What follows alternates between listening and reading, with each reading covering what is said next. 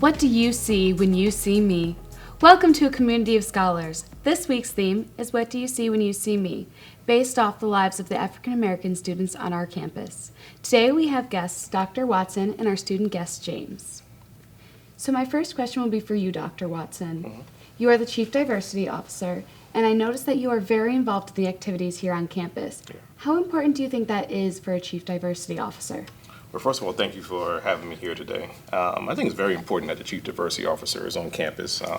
It's not so much about what we put on paper, it's about the relationships that we build. And relationships are key. That's one of my mentors, Dr. Carlos Vidal, talked about that, really building relationships and really engaging with everyone on campus. So when we're putting policies or initiatives together, it's not just about what we think we need for the people, it's about what the people have told us and shared with us. And that's how we make the community that much more engaging, more inclusive, and a better place to thrive and live in. Awesome, thank you so much. And James, I'm going to go to you. Recently you had a situation that affected you. Can you please tell us about that? Yes, this is true. So on September 11th, I was in front of the SAC, and I was waiting at the bike rack. Now, there was a white female who was in front of me and an African-American male who went to go and check and see if he could get a bike for himself. So sometimes at the bike rack, there's a red light that doesn't allow you to take the bikes. So he was going to see if it was possible for him to get one for himself. Now, as he did that, the white female who was in front of me turns back to me and asks me, what is he trying to do, steal one of the bikes? So immediately, that struck a chord in me. So as soon as she said that, it had already rubbed me the wrong way.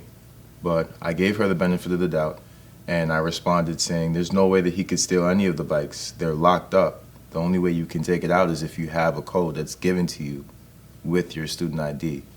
So in response, she says nothing to me. So then shortly after, she was having difficulty getting her own code. Now the same male that she had blatantly disrespected actually came and asked her if she needed any assistance. And she responds, relax, I got it, Blackie. And then after this response, we were both struck with awe. And she walks off, she gets her bike, and she gets off the situation. I'm so sorry you had to deal with that, and thank you so much for sharing your story. So after this happened, who or what did you go to help you? Actually, Jarvis has really been a big support for me in this situation. We have been consistently corresponding in reference to how we have to respond to situations like these, especially as an African-American male, in addition to being within the position of a student and what is feasible for students to do things on campus in reference to racial interactions like this one. Dr. Watson, how did you feel when James came to you, and what did you decide to do about the situation? When James told me about the situation, actually what happened, I was very empathetic for what he's going through. I am the Chief Diversity Officer, but that's my title, but I'm African-American male first.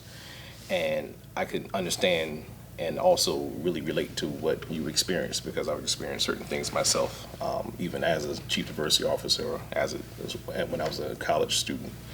Even when I was a professional before this position, there was a lot of things I received in regards to microaggressions, bias, or discriminatory remarks. And I understood emotionally, psychologically, and sometimes physically what you might have been going through. So for me as a Chief Diversity Officer, it was always being able to create a space where students could be brave to kind of tell these stories. And so what I did was open up my office to he and Mohammed, and really kind of talk about what happened, and to really look at, on the historical aspect, what type of things happen on campus to African-American students, African-American males, but even Latino, and also how does it relate to other historically underrepresented groups. Once we looked at some of these bias incidents, we looked at some of the consequences that come along with if we do or do not address these things in a timely fashion. And I really appreciate you all being really candid with me about what some things could really transpire if we don't address this as a university. But the last part I think that was great was we actually came up with a number of solutions. And those solutions that I knew that were there, but we had to get to the humanistic part first. What was happening with you, how you doing, what's going on, let's really work through this. But as a university, what can we do to help you out? And he gave us some great suggestions. And one of those suggestions was having this a number of conversations. So I know in next few weeks or so, we really want to sit down with Black Student Union, NAACP, SOB, ASU, African Student Union, to really have this open conversation without judgment, without reprimand, to really have an understanding of where you all are coming from. The other thing we did, and that's why I love working at Stonebrook University as well, even though we really can't stop a lot of things from happening, we can prevent and jump in when we need to. My boss heard about your story, and she, Judy Griman, and she said we have to do something on a larger scale.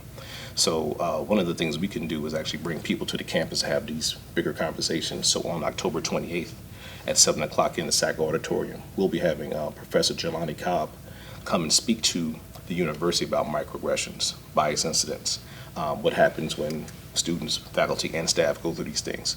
But most importantly, what can we do as a university to really kind of solve these issues and be more proactive about making sure people feel included on this campus? And like I said, it wasn't for people like James, Mahambe, and some other students who were really being courageous about sharing these things and really being vulnerable in some aspects. I don't think we would be where we are right now. And this is some things we want to continue to do with students on campus, let them know that their lives are valued. James, thank you for going to Dr. Watson about your concerns. And Dr. Watson, thank you so much for listening to the students and actually doing something to make a change. When do you think these changes could be implemented by? Well, the beautiful thing is we have a diversity plan that's moving to a second phase. Could be implemented by? Well, the beautiful thing is we have a diversity plan that's moving to a second phase. So on October 22nd, we're actually getting together with some of the co-chairs of some of our diversity advisory group. And then we're actually going to start putting together the vision and the mission for the next and upcoming year. So I would say in a number of months that we're really going to start giving some more information to the university about what exactly this is going to look like when phase 2 of the diversity plan unfolds and kind of like unravels into the university, and really look for opportunities for students, faculty, and staff to actually come to the table and actually have some more solutions and a more active role in what we're trying to do. That's awesome, and I really hope that I'm able to see those changes as well. I'm graduating in December, so I'm hoping to see them before then even. All right. And my next question would be for you, James. Do you think that these steps are enough? And also, what do you think, if anything else, we could do to make people of color feel safer and more equal on campus? So I do feel as though the course of action that we're taking now, though it isn't as fast as I would like it to be, I feel like progress in general is something that just needs to happen.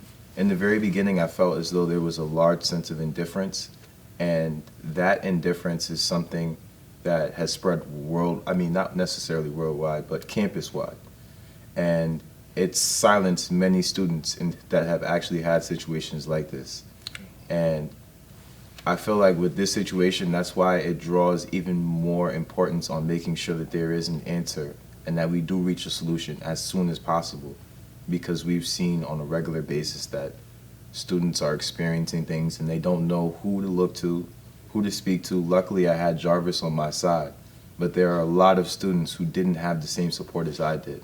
So I feel like with this situation, it's sort of like the first step, essentially, to conversations and different programs that need to be set in place to make sure that there is more support for students who are experiencing situations similar to this.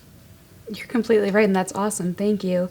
And after hearing what Dr. Watson has said that will be some changes that the school will be working on, how do you think not only your situation, but the potential changes have affected your relationship with the university?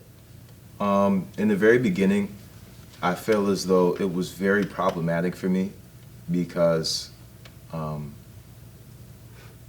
when I had my meeting with community standards, it was fairly difficult to run myself through the racial trauma again, and consistently having to explain the story was something that was foreign to me.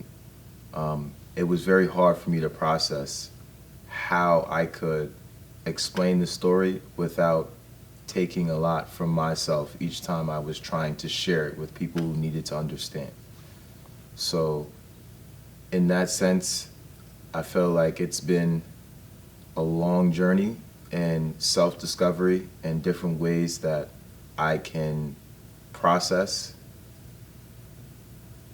But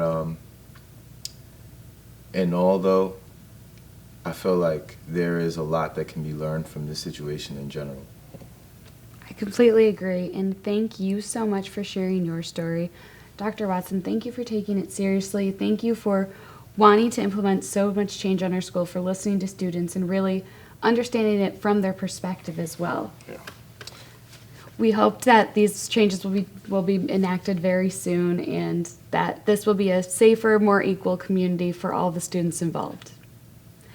This has been a Community of Scholars. Please catch us next week.